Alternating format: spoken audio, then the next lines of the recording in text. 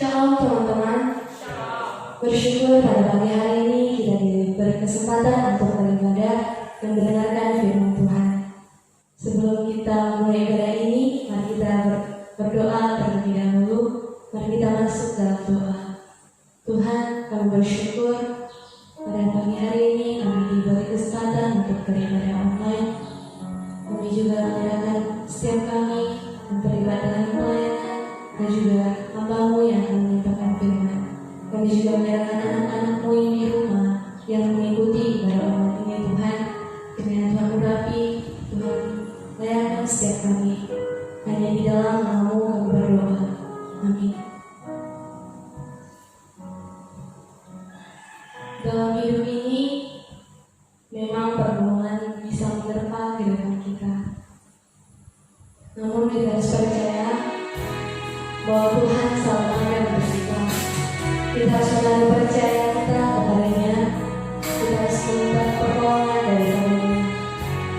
Kita harus bersandarkan hati kita untuknya. Dengan sepenuh hati kita serahkan hidup kita pada lapangnya. Mari kita katakan, hatiku percaya.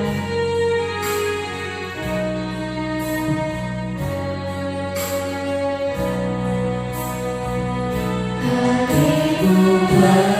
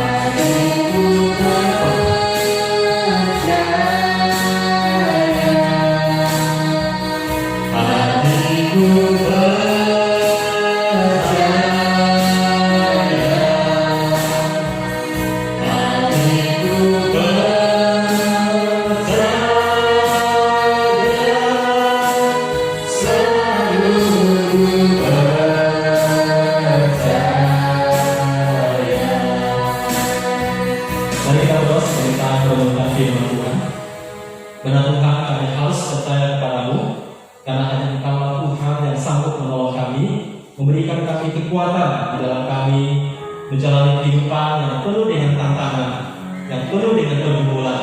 Tetapi ketika kami sungguh-sungguh mengandalkan Tuhan, maka kami ada pengharapan, kami ada kekuatan untuk menanggung segala sesuatu yang ada. Terima kasih berkat kami untuk firman yang kami baca, kami renungkan boleh meneguhkan, menguatkan kami. Dalam nama Tuhan Yesus kami berdoa dan bersyukur. Amin. Baik, firman Tuhan akan kita renungkan terambil dari Mazmur 121 ayat pertama sampai yang ketiga. Mari kita perhatikan. Demikian firman Tuhan.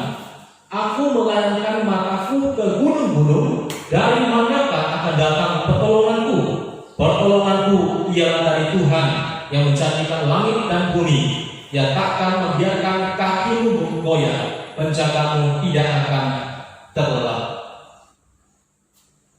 Kita baru saja merayakan tahun baru Imlek, dan sekarang sudah mulai berlalu. Nah, ada satu hal yang selalu saya ingat ketika saya merayakan tahun baru Imlek, yaitu kenangan waktu kecil yang begitu menggebu-gebu untuk merayakan hari tahun baru Imlek itu. Saya lupa waktu itu saya sudah sekolah atau belum, tetapi usia saya masih kecil. Nah, setiap kali Imlek akan tiba, 1-2 bulan saya sudah mulai menghitungnya. Setiap hari saya mulai menghitung tinggal berapa hari lagi Imlek itu akan tiba. Bahkan saya sempat sering membayangkan begini, kalau boleh Imlek itu hari ini, bukan 7 hari lagi.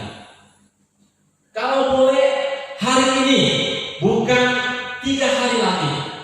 Nah, ini senang saya waktu kecil tentang merayakan tahun baru Imlek. Kenapa saya begitu semangat menantikan tahun baru Imlek? Paling tidak ada 2 alasan. Yang pertama, nah mungkin tentu ya sama seperti anak-anak kecil lainnya, suka dengan tahun baru Imlek karena akan mendapat angpau yang banyak, dapat memakai baju baru, dapat makan-makan enak, dan bisa jalan-jalan, ya. Jadi itu yang sangat menyenangkan. Tetapi bukan hanya itu, alasan kedua adalah kenapa saya sangat suka dan menggebu-gebu menantikan tahun baru Imlek itu, karena saya ingin cepat-cepat menjadi orang besar. Saya ingin cepat-cepat menjadi orang dewasa. Ketika tahun baru Imlek tiba, maka usia saya bertambah 1 tahun lagi, dan saya semakin menjadi orang yang besar. Nah, kenapa saya suka menjadi orang besar? Karena saya merasakan hidup sebagai anak kecil itu tidak menyenangkan, sangat membosankan, sehingga saya ingin cepat-cepat menjadi orang besar. Ketika masih kecil, saya tidak boleh lakukan itu, lakukan ini. Saya tidak bisa bebas pergi ke rumah tetangga, ke rumah teman-teman, tidak boleh.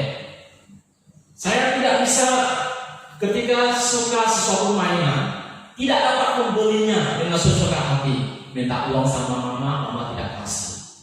Jadi saya merasakan hidup sebagai anak kecil itu sungguh tidak menyenangkan. Ketika saya lihat koko saya yang nomor 1 ya, dia sudah besar, dia bekerja di Jakarta, saya melihat semua menyenangkan. Dia mau kemana pun bebas, dia mau membeli apapun bebas, dia sudah punya uang sendiri, punya penghasilan sendiri. Jadi dia mau beli apapun bisa, dia punya uang. Nah, itu yang membuat saya merasa betapa menyenangkan menjadi orang dewasa. Jadi saya ingin cepat-cepat menjadi orang besar. Nah, sekarang saya sudah besar, saya sudah dewasa, saya sudah punya penghasilan sendiri, saya sudah punya keluarga sendiri, saya sudah bisa kemanapun saya mau, saya bisa membeli apapun yang saya mau, karena saya sudah punya uang sendiri. Saya sudah besar, saya sudah dewasa. Tetapi ada kalanya saya berpikir begini,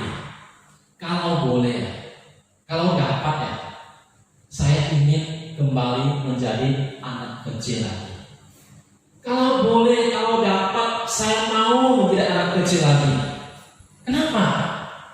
Karena saya ternyata menyadari menjadi orang besar, menjadi orang dewasa itu sungguh tidak menyenangkan.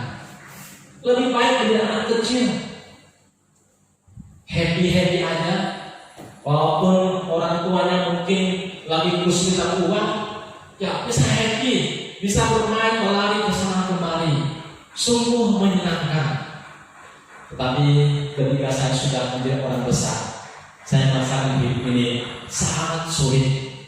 Ada banyak pergumulan, ada banyak kesulitan yang harus saya hadapi sebagai seorang dewasa. Nah teman-teman yang terkasih Tuhan Yesus, memang itulah fakta kehidupan kita manusia. Hidup kita tidak lebih mudah.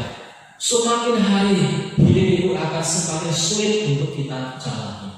Ada banyak pergumulan, ada banyak tantangan, penderitaan yang akan kita hadapi. Apalagi kita di masa pandemi belum berlalu dan kita tidak punya bayangan masa depan kita akan seperti apa. Tetapi yang jelas adalah akan banyak kesulitan pergumulan kita hadapi. Nah, untuk itu kita membutuhkan Tuhan. Kita sangat memerlukan pertolongan Tuhan. Nah, Mazmur mengajak kita untuk melayangkan mata kita kepada Tuhan. Artinya kita harus sungguh-sungguh mencari pertolongan hanya daripada Tuhan. Karena hanya Tuhanlah yang sanggup memberikan kita kekuatan, yang sanggup memimpin kehidupan kita dan memberikan kita kebahagiaan. Nah, Mazmur 121 ini ditulis untuk orang-orang Israel yang pada waktu itu di zaman kuno, mereka yang tinggal jauh dari kota Yerusalem. Ada waktu tertentu mereka harus pulang ke kota Yerusalem untuk beribadah kepada Allah di bait Allah di Yerusalem. Nah, dalam perjalanan mereka tentu akan menghadapi banyak bahaya, banyak tantangan yang harus mereka hadapi. Mereka berjalan melintasi padang gurun dan ada bahaya yang mengintai. Mereka bisa menghadapi bahaya. Ada orang-orang jahat, ada para penyamun yang bisa saja merampok, merampasi mereka, bahkan juga bisa membunuh mereka. Jadi ini adalah bahaya yang mereka hadapi. Nah, Mazmur ini ditulis untuk memberikan kekuatan kepada mereka yang hendak melakukan perjalanan melintasi padang gurun menuju ke kota Yerusalem. Jadi diingatkan untuk sungguh-sungguh mencari pertolongan hanya daripada Tuhan. Mengingatkan mereka bahwa Allah itu selalu mengawasi mereka. Seperti ayat 3 berkata begini, penjagamu tidak akan terlelap. Penjagamu Allah itu mengawasi mereka. Dan Allah tidak pernah tertidur.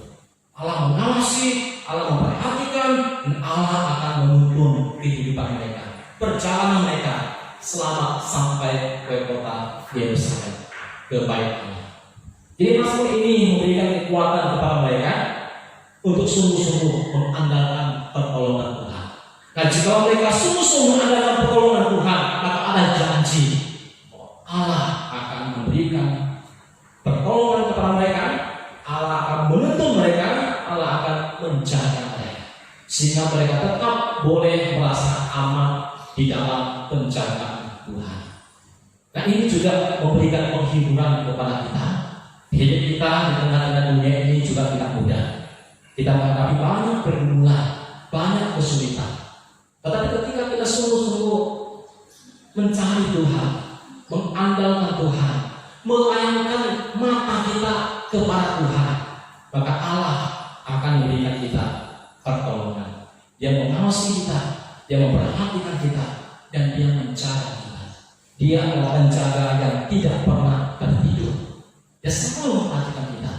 Dia tahu keadaan kita, Dia tahu situasi kita, Dia tahu penderitaan kita, dan Dia sanggup memberikan kekuatan sehingga kita mampu menanggung segala penderitaan yang ada.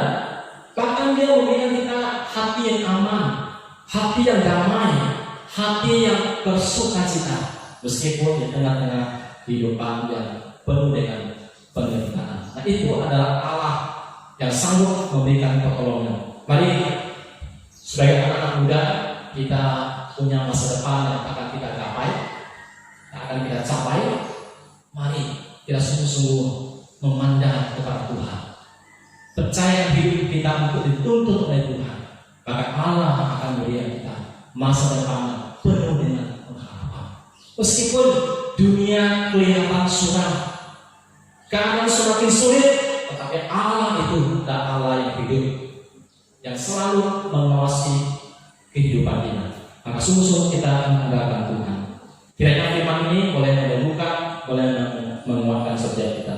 Mari kita mengakhiri ibadah ini dan kita bersyukur untuk Tuhan yang sudah kita renungkan bersama. Mari kita berdoa. Bapak Surgawi, terima kasih buat firman-Mu yang boleh kami baca, kami renungkan, meneguhkan kami, mengingatkan kami bahwa meskipun kami menghadapi kehidupan yang tidak mudah, ada banyak penderitaan, ada banyak pergumulan, tetapi Engkau adalah Allah yang hidup, Engkau adalah pencipta, dan Engkau tidak pernah lalai memperhatikan kami. Engkau mau berikan kami kekuatan untuk menghadapi segala kesulitan yang ada. Engkau mau berikan kami rasa aman dan kehidupan yang penuh dengan sukacita dan pengharapan. Berkatilah kami agar kami sungguh-sungguh mencari Engkau. Terima kasih, demi nama Tuhan Yesus kami berdoa, kami bersyukur. Amin. Baik, memberkati kita semua.